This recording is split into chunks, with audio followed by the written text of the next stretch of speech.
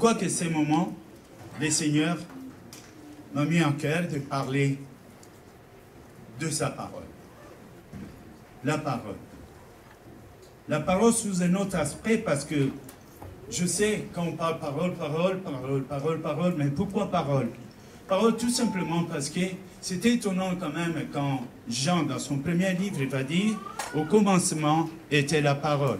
Quand il disait cela, quand c'était le néant et que rien n'était là, mais la parole de Dieu était là. Et qui va dire que la parole, au commencement était la parole, et la parole était avec Dieu. Et la parole était Dieu. Nous pouvons donc définir que là où il y a la parole de Dieu, c'est là où Dieu est. Et quand nous attendons la parole de Dieu et que nous la recevons en tant que parole de Dieu, croyez-moi bien-aimés, nous sommes visités par Dieu lui-même. Et quand Dieu vient, Dieu ne vient pas dans notre intelligence. Dieu cherche un cœur. Dans la tête, dans l'intelligence, il peut y avoir un mensonge, il peut y avoir tout. Mais dans le cœur, il y a la sincérité, il y a la vérité. Et c'est tout ce qu'il faut pour Dieu. Notre cœur bienveillant est une terre qui peut recevoir la graine et donner la vie que nous attendons. C'est dans ce cœur, quand le cœur est très bien disposé, que tu peux maintenant avoir la réponse et comprendre. Si tu peux prendre un temps, un tout petit peu, un temps de t'humilier, de ne pas être toi-même comme tu l'as toujours été toi-même, que tu n'as jamais voulu qu'on te parle, tu ne veux pas qu'on t'enseigne, que tu t'enfermais, que tu disais que je me suffis à tout, dans tes décisions, dans tout ce que tu fais. Tu n'as personne à consulter qu'à toi-même. Tu te bases sur ton instruction, tes enseignements, et ce que nous avons hérité des parents, des circonstances, des avis qui t'ont bâti et qui fait de toi aujourd'hui que tu sois un tel mirail et que tu te mets et que tu t'appuies sur ça. C'est dans l'humilité que Dieu agit. C'est pourquoi, frères bien-aimés et sœurs, tels que nous sommes ici, je vous en supplie. Je sais que parmi nous, il y en a ceux qui ont pleuré aujourd'hui. Que cette nuit, ils s'est lamenté. Qu'est-ce que je veux faire? Est-ce que Dieu m'écoute? Peut-être que tu es au bout d'une longue prière, que tu as fait peut-être avec gêne, et que tu te dis, mais qu'est-ce qui va se passer? Comment Dieu va me parler? Comment Dieu va me répondre? Tu vas lever les yeux, tu vas regarder, tu ne sais pas d'où ça vient. Mais moi, je te dis aujourd'hui, je voudrais qu'ensemble nous puissions partager cette parole. Ceux qui ont rencontré Dieu ont en effet rencontré sa parole. Parce que Dieu est dans sa parole. Et celui qui écoute Dieu, qui la reçoit comme si c'est Dieu qui parle, qui la reçoit, cette parole ne vient pas seulement comme une certaine tradition, un certain vocabulaire, mais la porte avec lui la puissance créative, elle apporte avec lui la solution, elle guérit la parole de Dieu, elle console, elle te remet debout, elle essuie tes larmes, et te fait dire que ce n'est pas encore fini, qu'il y a encore de l'espérance, parce que notre Dieu est avec toi. Est-ce que nous sommes d'accord? Que le Seigneur soit béni. Dans le livre de Jean, je vais commencer par là. Au fait, celui qui, il n'y a pas longtemps, nous avons lu ce verset dont il a dit, au commencement était la parole était avec Dieu, la parole était Dieu. On s'est posé la question sur la personne de Jean. Je ne veux pas entrer dans tous ces discours, mais il se faisait que les gens qui ont entendu parler cette voix de Jean quand il parlait, les gens se disaient, ah non. Et très souvent on dit, jamais un homme en a parlé comme ça. C'était curieux. Et alors, ceux qui croyaient ou ceux qui ne croyaient pas, ou ceux qui étaient déjà dans une autre doctrine, tous allaient vers le désert. Ils allaient parce que c'était curieux. Quelqu'un parle. Il y a une voix qui crie dans le désert. Et la parole nous dit ici dans Jean 1, 23, regarde la réponse de Jean. Moi, dit-il, je suis la voix de celui qui crie dans le désert. Voilà comment il se présente. Dans le désert, il y avait un cri. Et ce cri, il y avait une voix. Et cette voix était la parole de Dieu. Et dans la parole de Dieu était la vie. Parce que la parole de Dieu est lumière. Elle vient et t'éclaire, tel que tu es là. Moi, je ne connais pas ta position. il se peut que tu vis à ce moment une conséquence. C'est-à-dire, la première vie, tu l'as fait, tu as fait pas mal de choses, et que maintenant, tu t'attendais à récolter. Et si la récolte n'est pas celle que tu t'attendais, et que tu vis aujourd'hui dans le négatif, alors tu te poses des questions. Quoi encore? Peut-être que tu vas dire, qu'est-ce que je dois encore faire que je n'ai pas fait? Tu as utilisé ton intelligence, tu as utilisé des conseils, tu as gêné, tu as fait selon toi, tes méthodes à toi, et voilà que ça n'a pas bougé. Il y a un proverbe qui dit que le même erreur produit le même effet. Peut-être qu'on se trouve là. Alors on dit, mais quoi alors? Ceux qui partaient dans le désert, avant d'aller voir Jean, je crois qu'ils avaient un moment où ils marchaient dans le désert sans voir rien. Et peut-être seulement écouter une voix. En suivant cette voie, finalement, ils sont allés trouver quelqu'un qui n'avait l'air de rien. Mais alors, la Bible parlera quelque part un roseau. L'air de rien, habillé en peau de mouton, et tel qu'il était, misérable peut-être. Et alors on se disait, est-ce que peut-il venir de cet homme quelque chose de Dieu? Mais seulement la parole qui sortait de lui et qui criait, le royaume de Dieu est proche, et répentez-vous. Cette parole ne venait pas de lui. Cette parole venait de Dieu. Il n'était là que l'instrument de Dieu, que Dieu a choisi ces jours-là, afin que sa parole, sa réponse, envers tes questions, envers tes problèmes, tes larmes, tout ce que tu as enduré, que le Seigneur puisse enfin, dans un dialecte, dans des mots, dans des phrases, que lui seul peut trouver pour toi, qu'il puisse te parler aujourd'hui. Nous avons donc besoin vraiment de toute humilité. Quand on n'est pas humble, quand on s'élève, quand l'orgueil est encore là, quand tu dis que je suis, justement c'est ça qui empêche Dieu de nous parler. Nous devons nous estimer comme des petits-enfants. Au fait, nous les sommes. Comme je l'ai dit toujours, personne n'a choisi de naître. Personne n'a choisi ses parents. Personne n'a choisi ni le pays, ni la nationalité, ni le sexe que tu as, ni la situation, ni l'époque de ta naissance. Il en sera de même. Tu choisiras jamais les jours qui t'attendent. Les jours que le Seigneur a choisi pour t'appeler, il a ça encore en lui. C'est que nous sommes vraiment, vraiment dépendants de Dieu. Entrez dans toi-même, réfléchis. Réfléchis. Ferme ta porte, entre dans toi-même et réfléchis. Et vous comprendrez que la parole de Dieu ne nous trompe pas. Mais quand Dieu dit la vérité est une parole qui ne peut venir que de l'amour. Parce que celui qui t'aime, c'est celui-là qui peut te dire, messieurs, derrière ta chemise, il y a une tache. Autrement, il te laisse faire. Celui qui t'aime, il va te dire, ne va pas dans ces chemins. Parce que là-bas au bout, il y a des problèmes. Je vis des bandits là-bas, n'y va pas. Autrement, il te laisse faire. Dieu nous aime. Dieu nous aime. Évidemment, toute vérité ne fait pas plaisir. Il se peut que pendant que je parle, tu peux dire, oh, c'est comme il m'a vu.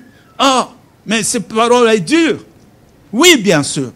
La parole de Dieu, quand elle rencontre la vérité, elle a le même effet quand la lumière vient qu'elle rencontre les ténèbres. Il faut que les ténèbres se dissipent. Il faut que l'obscurité s'écarte. Et à ce moment, c'est la peine nous conduire à nous séparer. Peut-être dans des choses que nous sommes déjà attachés. Peut-être à des choses que nous nous sommes liés. Peut-être pas des choses qui sont élevées dans nos cœurs au point d'être intronisées dans nos cœurs et faire de ces choses des reines, des rois dans ton cœur. Tu n'as que de penser sur ça. Tu n'as d'idée que sur ça. Le long de la journée, tu ne penses qu'à ça. Ça peut être ton travail, ça peut être une chose, ça peut être une personne, mais c'est tellement élevé dans toi que c'est devenu idole. Dans un type idolâtrique, ça veut dire que tu le vénères comme Dieu. Pas de vie sans ça. Mais quand la parole de Dieu vient, bien-aimé, la parole de Dieu, elle vient, elle nous touche. Dans le livre d'Hébreux, chapitre 4, verset 12, je vais vite lire ça. Hébreux 4 et 12. Car la parole de Dieu est vivante. La première chose qu'elle dit, elle est vivante. Donc ce n'est pas une parole comme telle. Dans cette parole, il y a une vie perpétuelle, une vie éternelle. Elle arrive, elle entre dans toi. Et elle est efficace. Ça veut dire la puissance en même temps. Car la transformation de vie, l'obéissance même à la parole de Dieu, Comment suivre la parole de Dieu? Comment observer avec crainte la parole de Dieu? Cela ne vient pas d'un homme. C'est une grâce. C'est-à-dire Dieu, après t'avoir donné la loi, Dieu vient encore au nom de Jésus-Christ pour t'aider à accomplir cette même loi. Quand tu l'as vu, tu n'étais pas capable de l'obéir. Devant la loi, nous sommes tous hypocrites. Nous n'avons qu'à entrer dans nous-mêmes, être juges de nous-mêmes. Vous comprendrez. Il y a des choses qu'on n'aimerait pas qu'on dise ici. Tellement que pour toi, vie privée. Non, ça, on ne touche pas. Mais tu le sais. Avec ça, devant Dieu, personne ne peut se cacher.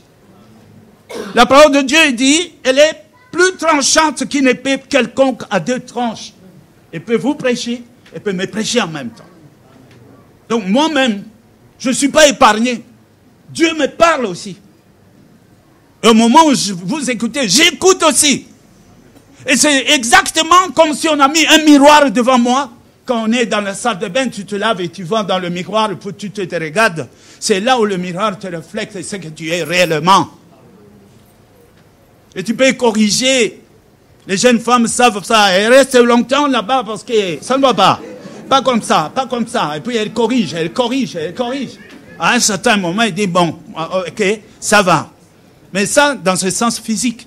Mais la parole de Dieu, quand elle vient, elle reflète ton esprit. Elle reflète l'âme. Elle reflète tes dispositions de l'âme.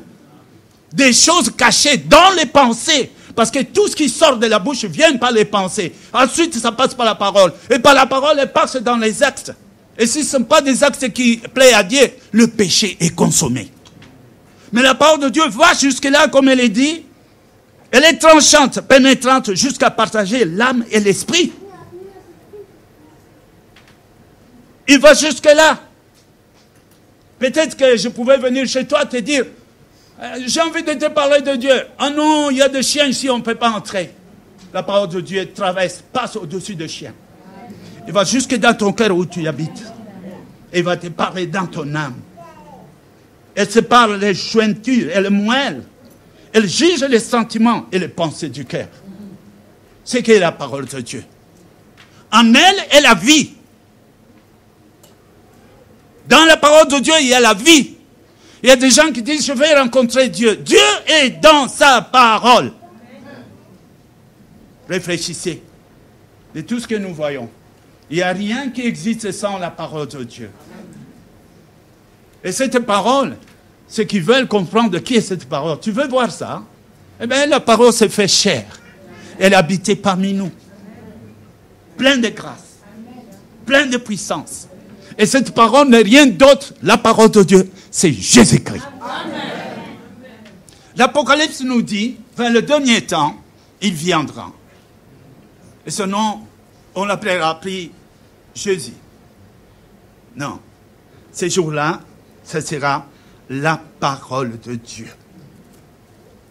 Apocalypse 19, 13. Et il était revêtu d'un vêtement teint de sang pour nous rappeler qui était sur la croix. Pour nous rappeler qui était celui qui criait. Son nom est la parole de Dieu. Ces jours-là. Donc notre attitude, notre salut, notre bénédiction dépend de notre comportement envers la parole de Dieu. Admettons que tu m'écoutes. Bon, si c'était moi qui te parlais, on peut parler beaucoup de choses. Peut-être que je peux te dire que ce chemin et tout ça. Non, je ne parle pas de ça. Mais quand on est inspiré par le Saint-Esprit, quand l'Esprit de Dieu agit et qu'il a mis la parole dans la bouche, et ce qui sort n'est plus cette conversation que nous faisons dans la rue, et ce que vous attendez maintenant, c'est de la part de Dieu. Quand elle commence par me parler moi-même, moi-même j'ai soif de cette parole. Et ensuite, à ceux qui entendent. Donc, ton attitude face à cette parole. Si, admettons que tu dis, ah ben, je connais cet homme, c'est lui qui parle. Ben, cette parole sera la parole d'un homme. Et il n'y aura donc aucun effet sur toi. Mais si tu te dis, c'est Dieu qui me parle, oui, bien sûr, parce que tout ce qui est dans ton cœur peut être mis à nu et à découvert. Je me réjouis qu'ici, je n'ai pas invité quelqu'un, moi, ce soir. À moi, s'il est là, je ne sais pas. Sinon, il va dire, je lui ai raconté ma vie, après, voilà. Mais personne ne peut se cacher dans dans la parole de Dieu. Devant Dieu, Dieu sonde le cœur. Il va te trouver là. Et c'est la réponse à tes prières, la réponse à tes larmes, la réponse à tes souffrances, la réponse à tes stress. Tu as bien fait parce que tu as évoqué le Seigneur. Tu as bien fait peut-être que tu t'es réveillé à 4 heures du matin. Non, ça se passera pas comme ça. Il existe un Dieu. Tu as fléchi les genoux, tu as prié, tu as prié. Bon, d'accord. Qu'est-ce que tu veux comment Dieu te réponde? Tu crois qu'il va venir? Oh, Fritz, je suis là. Non, ça se passe pas comme ça. Dieu est dans sa parole. Et cette parole peut sortir de n'importe qui, même un petit enfant, Dieu peut l'utiliser pour te parler. C'est qu'il te faut seulement avoir le discernement.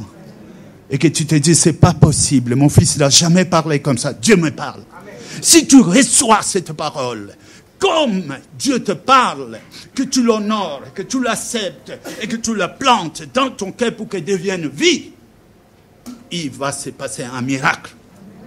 Dites Amen. Amen. Il va se passer un miracle, bien-aimé. Parce que la parole de Dieu, c'est tout ce qu'il nous faut. C'est tout ce qu'il nous faut. Jésus a dit, il a répété, que mes paroles ne passeront point. Les paroles ne passeront point. Ce qu'il dit, ça s'accomplira. Matthieu 24, 35, je crois. Et mes paroles ne passeront point. Elles ne passeront point. Ce que vous entendez sur ce qui concerne ta conduite, sur l'obéissance, sur la vie, sur la repentance, sur le renouvellement de l'esprit, sur le changement de vie, sur la régénération, ces paroles ne passeront point. Et il dit, la terre et le ciel passeront, il y aura une fin sur toutes choses. Mais la parole de Dieu subsiste, elle subsistera à l'éternité. Tout simplement parce que la parole est vivante. Et qui vit dans la parole, c'est Jésus-Christ. Parce qu'il est la parole de Dieu. Il a été au commencement, il a participé à la création. Parce que la Bible nous dit dans Colossiens 15 après, le Fils, le Christ est l'image de Dieu vivant. C'est Dieu qu'on ne voyait pas, c'est lui, le Christ. Donc il s'est visibilisé. Il est devenu visible, on pouvait le toucher. Donc la parole maintenant était dans la bouche de Jésus-Christ. Et quand la parole fut dans Jésus-Christ, la Bible dit, tout était créé par lui et pour lui. Les visibles, les invisibles, les trônes, les dignités, pouvoirs. Tout était créé par lui et pour lui. Il est l'empreinte, le cachet, l'ADN de Dieu. Au travers de la parole de Dieu. Est-ce que peuple de Dieu, nous sommes là? Amen. La parole s'est fait chair. Et quelquefois quand on parle, cette parole est dure. Elle est dure. Oui, elle est dure. Elle est dure. Qui peut l'attendre? Jean 6 et 60. Cette parole est dure, que disaient les pharisiens. Qui peut entendre? Qui peut écouter ça? Des fois que la parole de Dieu va venir bouleverser tout ton passé. Et alors que déjà, tu as déjà fait un chemin, tu es dans 10 km, tu as fait 20 km, 30 km, tu es 30 ans déjà dans ta vie, engagé sur un chemin de toi-même. Et quand vient la parole de Dieu, mais nous on est habitués, un peu la phrase de la femme samaritaine, mais nous on est habitués dans ce puits de Jacob. Es-tu plus grand que notre aïe Jacob qui a construit l'église? Et Jésus a dit, le salut vient de Juifs. Le salut vient de Juifs. Femme, le moment est venu que ce n'est ni chez Jacob, ni la montagne, ni Sichem, ni Sinaï, ni dans les synagogues, mais le moment est venu où les vrais adorateurs adoreront le Père en esprit. En esprit et en vérité. Quand on ajoute vérité et esprit, la vérité, c'est-à-dire la parole, et aussi de la vérité. Dites Amen. Amen. Dieu nous parle par sa parole. C'est pourquoi, moi, je te demande à ce moment, vous voulez un changement dans votre vie? Vous voulez que quelque chose arrête? Tu veux une fois dire comme Dieu a appelé Moïse quand il était de l'autre côté de la mer. Moïse s'est précipité en train de continuer à courir, mais Dieu voulait montrer à Moïse quelque chose. Arrête-toi, Moïse, arrête-toi. Et il s'est arrêté. Pour lui, ils vont nous rattraper, Dieu. Il dit, regarde les Égyptiens. Regarde ton malheur. Regarde la malédiction. Regarde ce qu'on te dit chez nous, dans notre famille, ça a toujours été comme ça. Une femme m'avait dit, toutes nos familles, chaque membre finissent un jour par attraper la folie et de disparaître. Chez nous, c'est comme ça. Chez nous, c'est comme ça. Eh bien, moi, je te dis, hein, la parole de Dieu, hein, elle vient pour changer les choses dans ta vie. La parole de Dieu, quand elle arrive, elle bouleverse les fondements, elle va détruire tout ce qui a été placé par l'ennemi, tout ce que le voleur, l'ennemi a volé dans ta vie. Jésus-Christ va remettre ça. Il nous faut tout simplement ouvrir le cœur. Ouvrir le cœur. Vous avez fait bien de venir ici. Dites Amen. Parce que ce n'est pas de votre volonté. Dieu vous a réunis ici. Dieu a voulu que vous soyez ici. Dites Amen. Mais chacun en particulier. C'est-à-dire, nous entendons la parole.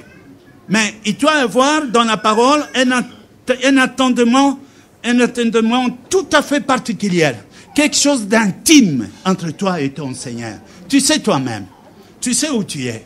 Tu sais où tu te trouves. Et quand tu entends cette parole, la parole de Dieu, si tu m'acceptes, si tu crois, c'est quand même étonnant. Moi, des fois, je pense à Dieu, je dis, qui sommes-nous pour que nous soyons respectés? Pourquoi Dieu n'a pas parlé? Viens ici, convertis-toi, accepte Jésus. Non. Dieu, si tu veux, si tu crois, si tu m'acceptes, si tu m'invoques, si. Oh, Dieu tout-puissant, Dieu créateur de l'univers, il nous respecte. Il donne libre à ta volonté, à ta conscience de dire oui ou non. Et quand il dit oui ou non, à la parole. Parce que cette même parole que nous attendons, la parole est Dieu. Admettons que je dise, non, celle-là ne me regarde pas. Tu renies la parole, tu renies Christ. Parce que la parole de Dieu est vivante. Elle vit dans Jésus-Christ. Et Jésus va te dire, cette parole ne vient pas de moi. Elle vient de celui qui m'a envoyé. Alors on a renié le Père. Tu as renié ton Créateur. Tu as renié celui qui est Alpha et l'Oméga. Tu as renié celui qui sait comment il t'a fait et comment il veut que tu finisses ta vie.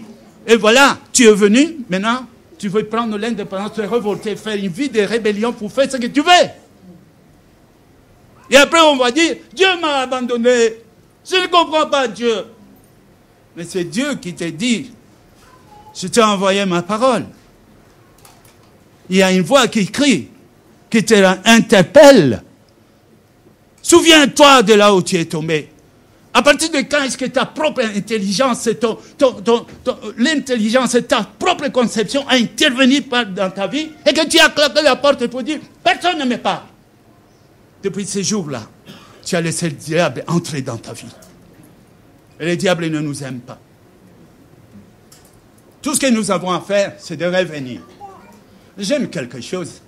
Je vois, comme il a dit à Pierre, il a donné sa parole. Et puis, les puissances des ténèbres et de tout ce qu'on peut dire du diable ne prévaudront pas devant la parole de Dieu. Vous savez que Pierre, à un moment, est allé pécher. Il est allé pécher. Et puis, ils ont péché toute la nuit, ils ont eu. Ce serait quand même bizarre quand tu as fait toute la nuit, les bons moments, la nuit. C'est à ce moment que tous les poissons sont dehors. Et que quelqu'un vient te dire, rejette le filet. Va encore. Et Pierre a dit, mais nous, on a fait... Bon, d'accord, sur ta parole. Sur ta parole. Là, ce n'est plus Pierre qui pêche, mais c'est la parole qui pêche. Amen. Sur ta parole. C'est la parole qui attire d'abord les poissons. Et c'est la parole qui envoie les poissons dans les filets. Et c'est encore la parole qui fait que les filets ne se déchirent pas, malgré le poids des poissons. Et sur ta parole, je jetterai. Ne regarde pas ton échec. On t'a trop critiqué. On t'a parlé négativement. On t'a découragé. Peut-être que tu es là et dis, je ne sais plus où je suis, moi. Où est-ce que je suis? Est-ce que seulement Dieu m'écoute? Voilà tes questions. Eh bien, la parole de Dieu vient pour rectifier cela. Amen. Cette parole qui a créé l'univers, elle s'approche de toi. Elle s'approche de ton cœur. Pas ton intelligence. Pas de ton intelligence. C'est dans ton intelligence, ça va se perdre. Mais dans ton cœur. Quand on aime avec le cœur. On n'aime pas avec la tête. Dans la tête, il peut y avoir des mensonges. Vous comprenez? Des gros mots dans la tête. Mais dans le cœur, il y a sincérité. Quand nous recevons cette parole avec toute sincérité, je te dis, aujourd'hui, tu as le royaume de Dieu qui s'est approché de toi. Pour la première fois, vous pouvez goûter à la bénédiction, au sentiment, à la puissance, à l'amour, du pardon, à la réconciliation avec ton Dieu. De même que Jésus a dit, vous direz notre Père qui est dans le ciel. Vous direz cela. Notre Père. Peut-être que je ne comprenais pas le sens du mot Père. Il était en train de faire de moi son fils. Ah, si je suis fils, je n'ai pas d'audience. Vous comprenez? Amen. Un fils ne reste pas à la porte pour demander l'audience. Ça veut dire, viens et entre. Viens et entre. J'étais une fois en Hollande à un certain moment et que à l'église, il y avait tout un protocole et avant que les gens entrent chez moi dans le bureau et ils passaient par le protocole, évidemment, tu devais montrer, est-ce que tu as rendez-vous, est-ce que... Et ils faisaient la ligne là. Moi, j'ai accueilli les gens jusqu'à la mesure où j'étais fatigué, puis le reste demain. Mais j'entends une voix là dehors. Je viens pouvoir voir mon père. Je viens voir mon père. Et que j'ai entendu cette voix, je viens voir mon père. On l'a laissé passer. C'est ton père? C'est ton père? On a ouvert la porte et il est entré. Et quand je vis mon fils, je me suis mis tout de suite j'ai ri. Je dis, qui t'a montré ça? Au lieu de dire, je viens voir le pasteur, on lui allait lui demander, où est ton audience? Mais il dit, je viens voir mon père. C'est ce que nous sommes. Quand on vient vers Dieu, en tant que fils, la porte est ouverte. Amen. Mais on est fils parce que nous avons reçu la parole et cette parole demeure en nous. Amen. Dieu a dit quelque part, vous êtes de Dieu. Vous êtes de Dieu. Et vous êtes des fils du Très-Haut. C'est ce que nous sommes. Il n'y a pas honte à cela. Je n'aime pas recommencer les mêmes erreurs pour voir encore une fois le même résultat. J'ai résolu et je réfléchis. Je me résigne moi-même et je dis, Seigneur, je réalise aujourd'hui que j'ai besoin d'une aide. J'ai besoin d'un sauveur. J'ai besoin d'un sauveur. Celui qui reconnaît ses torts n'est pas loin du pardon. Mais après avoir reconnu ton état, ton éloignement, il y a des choses que le Seigneur veut que tu lui dises, Seigneur, par moi-même, je ne peux pas. Aide-moi. Le chemin est long. La croix est lourde. Il y a un combat sur le chemin. La séduction, la télévision, les tentatives dans le travail. Tout ce que nous vivons dans notre vie, le long de la journée, que de tentations, que le diable qui essaye d'une manière ou d'une autre. Si ce n'est pas la jalousie, si ce n'est pas l'orgueil, et si ce n'est pas des sentiments impurs qui vous entrent pour essayer d'être éloigné de Dieu, parce que tout ce qu'il demande, si s'éloigne seulement, si la parole de Dieu ne plus en lui, je peux l'attaquer et le détruire. Voilà ce qu'il sait. C'est ça qui se passe. Mais si nous comprenons que les choses sont comme ça, alors je vais dire à Dieu quoi? Ne m'abandonne pas. J'ai contemplé la parole, je vis du début à la fin, et j'ai regardé par rapport à ma vie, je suis pécheur. Quand tu dis menteur, c'est moi Dieu. C'est moi. Vous parlez de menteur? Oui, voilà. C'est moi. C'est moi avec mon mensonge. Oh, il y en a ici qui n'arrivent pas à se tenir. Seigneur, c'est moi encore là. C'est moi. Tout cela, c'est moi. Où irai-je encore? Si j'avance, il n'y a personne, je recule, il n'y a personne à gauche et à droite, il n'y a plus personne. Personne, nous sommes comme dans le désert. D'où viendra le secours? Alors je reviens vers mon Créateur et je dis, avec mes fautes, avec mes faiblesses, avec mes défauts, je viens vers toi. Et je suis sincère. Parce que Jésus a dit, vous ne pouvez rien sans moi. Là encore, tu as dit la vérité, Seigneur Jésus-Christ. Dites, répète ça. Tu as dit la vérité. Sans toi, nous ne pouvons rien. Voilà. C'est tout ce qu'il veut entendre. Je vous dis, c'est très important. Parce que, le Seigneur ne te prendra pas de force. Il ne t'arrache pas. Il veut ta demande. Il veut tes cris. Il veut le cri qui vient du cœur. Il veut que tu décides. En son temps, Jésus, quand il passait, il y avait beaucoup de miracles. Est-ce que tout le monde était guéri? Non. C'est qu'il criait, Jésus! Et il venait, qu'est-ce que tu veux que je fasse? C'est ça qu'il attend. Le silence. Très souvent, on croit que c'est la sagesse, le silence. Non, moi, en public est comme ça. Tu es tellement hautain, orgueilleux. Moi, non, mais tu vois un peu ça. Non, mais... Oh ben ça. Je vous dis, celui qui gâte silence, tu es complice avec ton bourreau. C'est toi qui aiguises la hache pour te trancher la tête. Je ne me tairai pas. C'est parce que c'est par la parole que je vais être sauvé, parce que Dieu a envoyé la parole pour que je sois sauvé par la parole. Rappelons-nous, Dieu a dit, la parole est près de toi, dans ta bouche et dans ton cœur. C'est la parole qui sauve. Donc si cette parole a trouvé une place dans toi, accueille-la et dites à Dieu merci. Est-ce que vous pouvez dire merci Dieu? Merci. Bon, maintenant pense à ce que tu pleurais là. Un moment. Vous voyez comment tu as dormi aujourd'hui? Les coups de téléphone et tout ça. Et dis maintenant, merci Dieu. Merci de ta réponse. Si nous acceptons cette parole et nous la sémons dans nous, comme une graine, si nous l'acceptons dans notre cœur, dans notre foi, dans notre confiance avec Dieu, si nous l'acceptons comme telle, elle va donner une vie, comme la graine donne une plante. Et cette plante n'aura rien à voir avec ce qui était avant. Avant, c'était une graine. Et cette fois-ci, c'est un arbre qui va donner beaucoup de fruits. C'est pourquoi nous sommes là.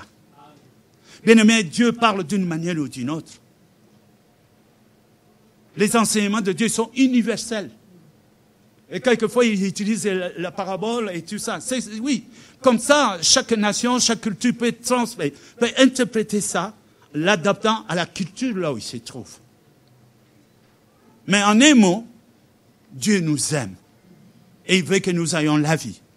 Et Jésus a dit, si vous gardez mes paroles, si mes paroles demeurent en vous, demandez ce que vous voulez et vous recevrez.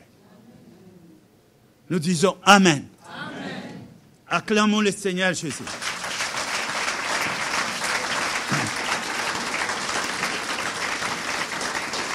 Et merci. C'est pas pour moi, hein? C'était pour Jésus, n'est-ce pas? Amen. C'est qui le Seigneur? Jésus. Amen. C'est vrai.